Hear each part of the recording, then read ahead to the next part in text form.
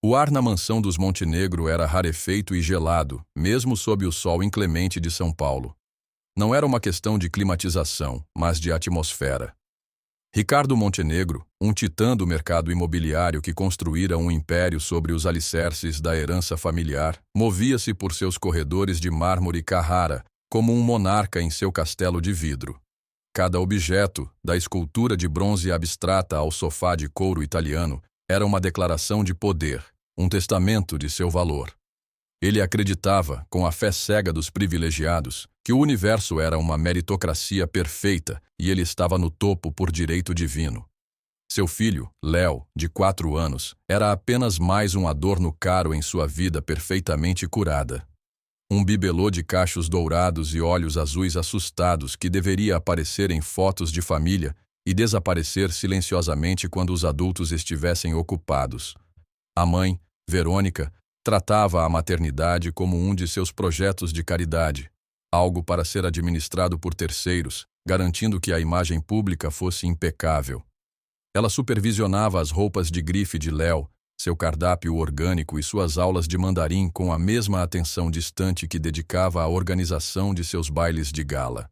Amor, calor, atenção. Esses eram ativos sem valor monetário, portanto supérfluos. Léo passava os dias vagando pela imensidão da casa, um pequeno fantasma em um palácio. Seus únicos companheiros eram o silêncio e um ursinho de pelúcia surrado, com um olho de botão pendurado por um fio. Ele não falava muito, como se tivesse aprendido cedo que suas palavras não encontravam eco naquelas paredes frias. A única fonte de calor em seu pequeno universo era Helena, uma mulher de 40 e poucos anos, com um rosto marcado por uma tristeza antiga, mas cujos olhos ainda guardavam uma centelha de bondade. Contratada como faxineira, ela se movia pela casa com uma dignidade silenciosa que irritava profundamente Ricardo. Para ele, funcionários eram engrenagens invisíveis. Deveriam ser eficientes e mudos. Helena era eficiente, mas sua presença era sentida. Ricardo a desprezava com um veneno casual. Ele deixava cair cinzas de seu charuto cubano no chão que ela acabara de lustrar, apenas para vê-la limpar novamente. Ele criticava seu trabalho na frente de convidados, usando um tom que a reduzia a um objeto. É difícil encontrar gente que preste hoje em dia, ele dizia, olhando através dela. Acreditava que a pobreza era uma falha de caráter, uma preguiça moral, e tratava Helena como a personificação dessa falha. Certa tarde, Ricardo estava fechando um negócio multimilionário por telefone em sua biblioteca. A voz dele era um trovão de arrogância e números. Léo, que estava no corredor, tropeçou e caiu, soltando um choro agudo e assustado. Antes que a babá pudesse reagir, Helena, que limpava os rodapés próximos, largou o pano e correu até o menino. Ela não o pegou no colo. Em vez disso, ajoelhou-se ao seu lado no chão frio e começou a falar em um sussurro calmo e melodioso. Ela não o mandou parar de chorar. Ela validou sua dor. Oh, meu bem, isso doeu muito, não foi? O chão te deu um susto. Vamos respirar fundo juntos. O choro de Léo diminuiu, transformando-se em soluços enquanto ele se agarrava à mão dela. Ricardo, interrompido, saiu da biblioteca com o rosto transfigurado pela fúria. O que você pensa que está fazendo? Ele rosnou, a voz cortante. Seu trabalho é limpar a sujeira, não se meter na criação do meu filho. O salário que eu te pago não cobre aulas de psicologia barata. Volte para o seu balde. Helena ergueu o olhar.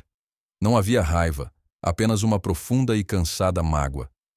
Ela se levantou, ajeitou o uniforme e, sem uma palavra, voltou ao seu trabalho. Mas não antes de lançar um olhar a Léo, um olhar que prometia que, apesar de tudo, ele não estava sozinho. Aquele momento, aquela humilhação pública e cruel, plantou uma semente. O universo, com seu senso de equilíbrio irônico, estava prestes a cobrar a fatura de Ricardo Montenegro de uma forma que todo o seu dinheiro não poderia evitar. A queda estava sendo preparada, e o catalisador seria o pequeno e silencioso menino que ele mal enxergava como seu filho. A atmosfera na mansão Montenegro tornou-se ainda mais gélida nas semanas seguintes. O desprezo de Ricardo por Helena se intensificou, mas foi a mudança em Léo que começou a perturbar a ordem asséptica da casa. O menino, já quieto, Parou de falar por completo. Não era birra ou desafio. Era um recuo para um mundo interior onde ninguém podia alcançá-lo. Seus lábios permaneciam selados, seus olhos azuis, antes apenas assustados, agora pareciam vastos e vazios. Verônica foi a primeira a notar, não por instinto maternal, mas por preocupação estética. Ricardo, o que as pessoas vão dizer? Um filho mudo? Isso não é elegante. A preocupação de Ricardo era mais prática. Um herdeiro precisa se comunicar. Um Montenegro não pode ser defeituoso. E assim começou a parada de especialistas. Os melhores de São Paulo, cada um com um preço mais exorbitante que o anterior. Psicólogos infantis com consultórios que pareciam galerias de arte. Terapeutas da fala com sotaques europeus. Neurologistas que mapearam cada centímetro do cérebro de Léo. Todos entravam na biblioteca, conversavam com Ricardo e Verônica usando jargões complexos, passavam 1 hora com Léo e saíam com o mesmo diagnóstico vago. Trauma não específico, estresse ambiental, possível mutismo seletivo. Suas soluções eram igualmente inúteis. Terapias de jogo que Léo ignorava, sessões de arte onde ele apenas segurava o pincel, sem fazer uma única marca na tela. O dinheiro de Ricardo, sua ferramenta para dobrar o mundo à sua vontade, era inútil. Ele podia comprar os especialistas, mas não podia comprar uma única palavra de seu filho.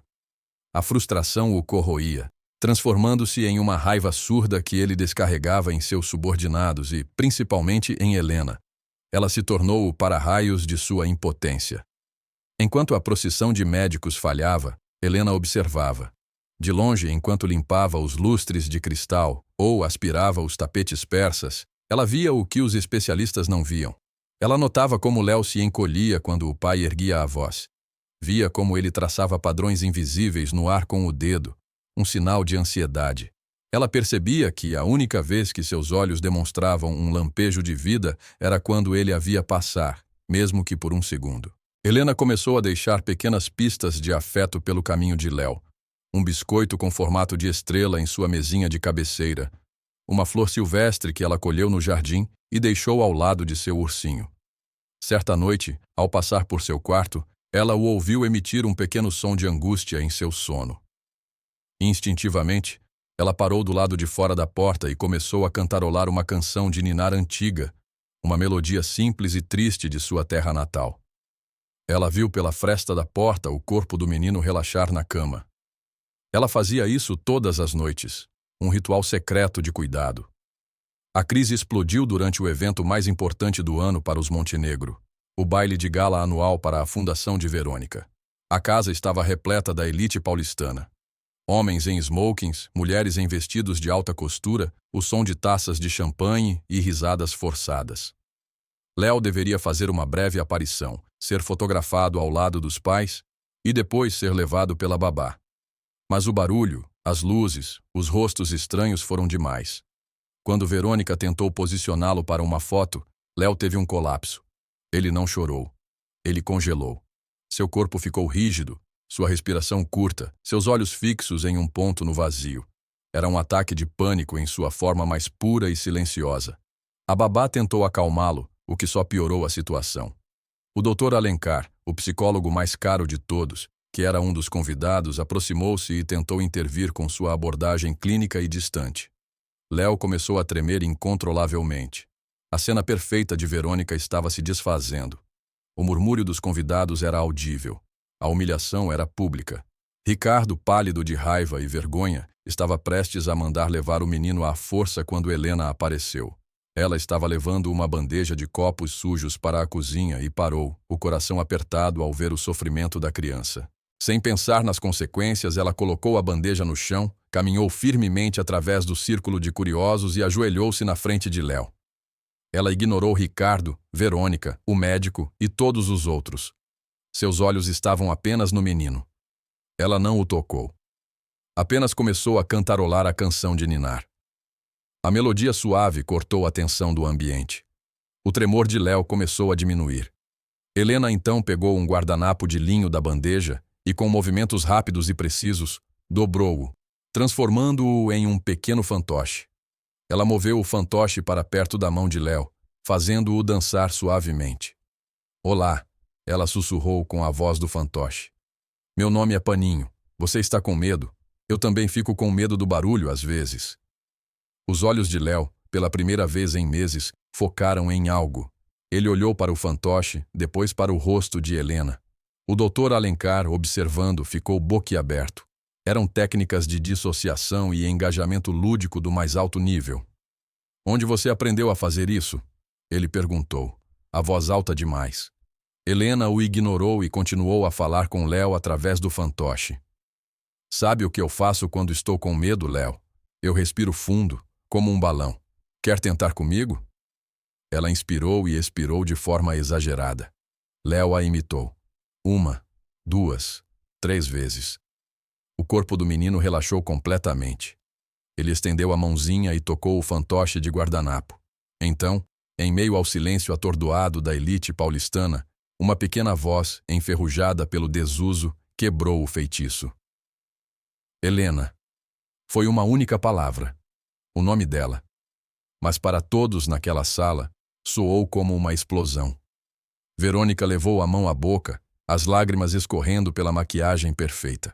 Ricardo ficou imóvel, como se tivesse sido atingido por um raio. O doutor Alencar, recuperando-se do choque, aproximou-se de Helena, seu tom agora cheio de respeito e incredulidade. Senhora, por favor me diga, essas técnicas são de uma complexidade impressionante. Onde a senhora se formou? Qual a sua especialização? Helena finalmente ergueu o olhar do menino e encarou o médico. Sua voz era baixa, mas cada palavra ecoou no salão suntuoso como um veredito. Eu era a doutora Helena Souza, disse ela, a dignidade envolvendo-a como um manto. Chefe do Departamento de Psicologia Infantil do Hospital das Clínicas. Minha especialização era em mutismo seletivo e trauma pós-traumático em crianças. Ela fez uma pausa, e seu olhar encontrou o de Ricardo, um olhar que o desnudou completamente. Isso foi antes de um incêndio levar meu filho, meu marido e tudo o que eu tinha. Antes de aprender que, às vezes, a única coisa que resta a uma pessoa é a dignidade de um trabalho honesto, não importa qual seja. O silêncio que se seguiu foi a ruína de Ricardo Montenegro. Não foi um silêncio de respeito, mas de julgamento.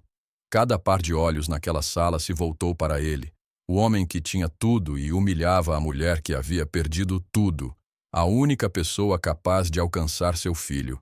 Sua arrogância, sua crueldade, sua visão de mundo distorcida. Tudo foi exposto sob as luzes brilhantes de sua própria festa. Ele não era um rei em seu castelo. Era apenas um homem pequeno e oco em uma casa grande e vazia. A revelação de Helena caiu como uma bomba no centro do universo de Ricardo. A festa terminou abruptamente, não com uma despedida, mas com uma retirada silenciosa dos convidados, que agora olhavam para os Montenegro com uma mistura de pena e desprezo. O império de imagem que Verônica construíra com tanto esmero se desfez em uma única noite. Nos dias seguintes, a mansão se tornou um mausoléu. Ricardo trancou-se em sua biblioteca, não para trabalhar, mas para encarar o espectro de seu próprio fracasso. Pela primeira vez, a armadura de sua arrogância fora perfurada, e o que ele encontrou por baixo foi um vazio assustador. Ele repassava a cena em sua mente. O olhar de Helena, a palavra de seu filho, o silêncio acusador de seus pares. O mundo que ele dominava com ordens e cheques agora o julgava em silêncio. Verônica, por sua vez, foi forçada a uma introspecção dolorosa. Sua vergonha inicial deu lugar a algo mais profundo. Ela olhava para Léo, que agora seguia Helena pela casa como uma sombra, e via não um acessório, mas uma criança que ela havia falhado em proteger e amar. A dinâmica de poder na casa inverteu-se completamente. Helena não era mais a faxineira invisível. Era a doutora Helena Souza, a única esperança de Léo. Ricardo, em um ato de desespero, ofereceu-lhe dinheiro, um salário astronômico, para que ela se tornasse a terapeuta de Léo em tempo integral. A resposta de Helena foi o início da verdadeira transformação de Ricardo. Senhor Montenegro, disse ela, com a mesma calma que usara para acalmar seu filho. O Léo não precisa de uma terapeuta, ele precisa dos pais. Eu não aceito seu dinheiro para consertar o que o senhor e sua esposa quebraram. Eu posso ajudar, mas vocês dois terão que fazer o trabalho. Ela impôs suas condições. Não haveria mais sessões formais em consultórios. A terapia seria a vida. Eles teriam que passar tempo no chão com Léo.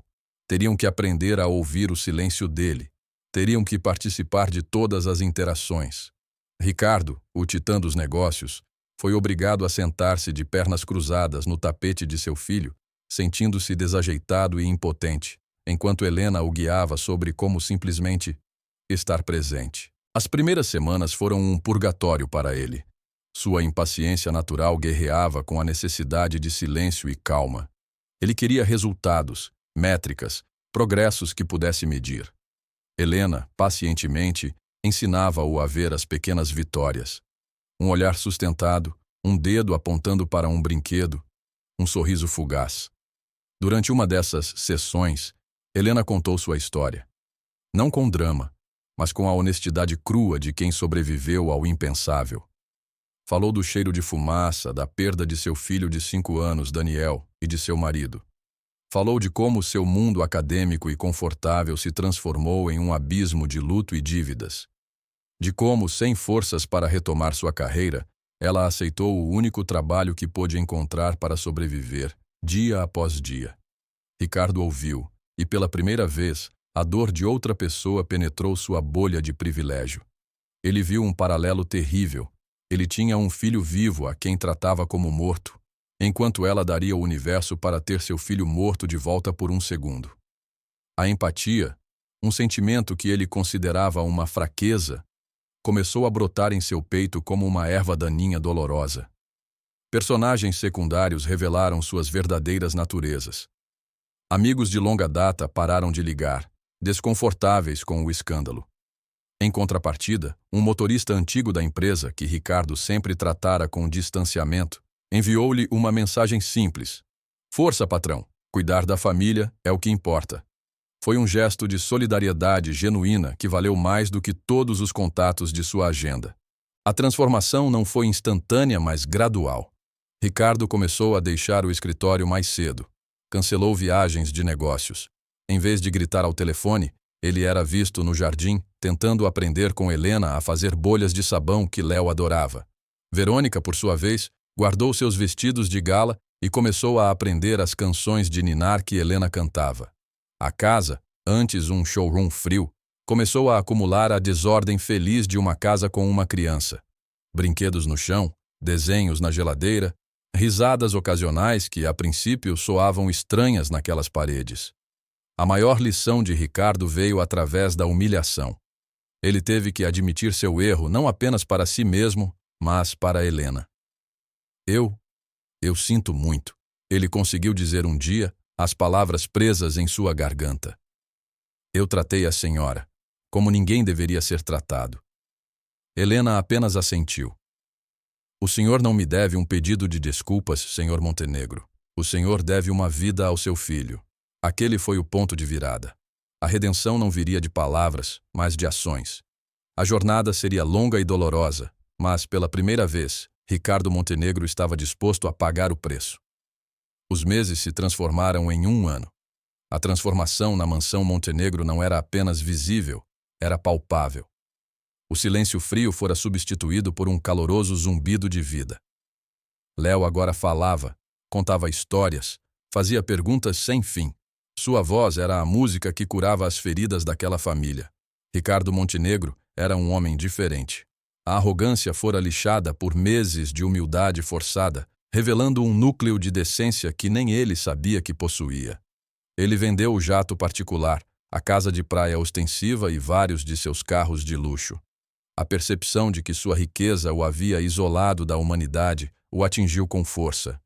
Ele começou a usar seus recursos não para acumular mais, mas para construir algo de valor real. Em uma manhã de sábado, ele reuniu Verônica e Helena em sua biblioteca, o antigo covil de sua tirania.